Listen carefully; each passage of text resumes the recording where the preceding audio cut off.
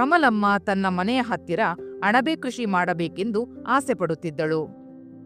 ಆದರೆ ಅಣಬೆ ಕೃಷಿ ಘಟಕ ಸ್ಥಾಪನೆಗೆ ಅನುಮತಿ ಪಡೆಯುವ ಬಗ್ಗೆ ಅವಳು ಚಿಂತಿತಳಾಗಿದ್ದಳು.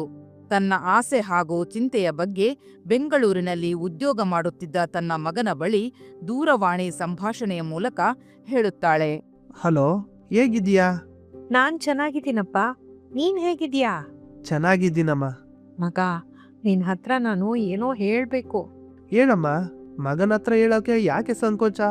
ಏನಿಲ್ಲಪ್ಪ, ಕಳೆದ ಸಲ ನೀನ್ ಊರಿಗೆ ಬಂದಿದ್ದಾಗ ಹೇಳಿದ್ನಲ್ಲ ಅಣಬೆ ಕೃಷಿ ಮಾಡ್ಬೇಕು ಅಂತ.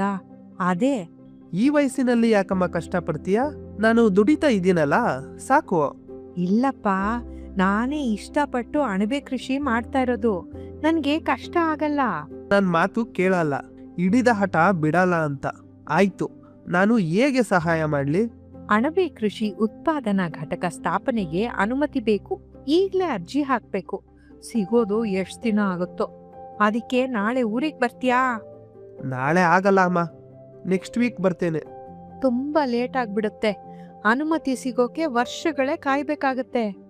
ಇಲ್ಲಮ್ಮ, ಸಕಾಲ ಕಾಯ್ದೆಯಡಿ ಗ್ರಾಮೀಣ ಅಭಿವೃದ್ಧಿ ಮತ್ತು ಪಂಚಾಯತ್ ರಾಜ್ ಇಲಾಖೆಯ ಪಂಚತಂತ್ರ 2.0 ವೆಬ್ಸೈಟ್ ಮೂಲಕ ನಾನು ಕೈಗಾರಿಕಾ ಅಥವಾ ಕೃಷಿ ಆಧಾರಿತ ಉತ್ಪಾದನಾ ಘಟಕ ಸ್ಥಾಪನೆಗೆ ಅನುಮತಿ ಸೇವೆಗೆ ಇಲ್ಲಿಂದಲೇ ಅರ್ಜಿ ಹಾಕ್ತೀನಿ.